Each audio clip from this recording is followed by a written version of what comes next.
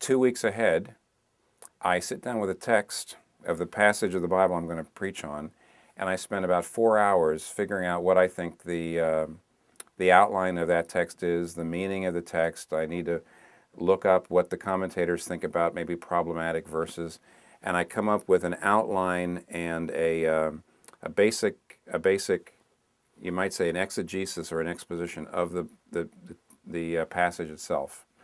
I write this up and I send it to my musicians who are going to be putting it in the bulletin. You know, they're going to be choosing music for it. I send it to other preachers, who some of whom are going to be preaching sermons on the same text.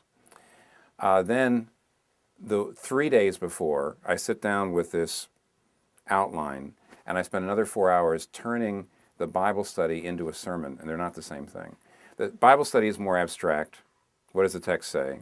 The sermon is more life-related. What does this mean to me? So I spend 4 hours 2 weeks ahead on the text. I spend 4 hours turning it into a life-related sermon, and that's usually on the Friday before. And then on Saturday, I spend another 6 hours on it, just trying to make it shorter, because it's always too long unless I make it shorter, make it shorter, make it shorter, make it shorter. So I spend about 14 to 16 hours a week writing a sermon. Then I spend all day preaching it, because I speak 4 times on a Sunday. And so I actually put in about 25 hours a week into producing and delivering one public speaking presentation before I do anything else in my job.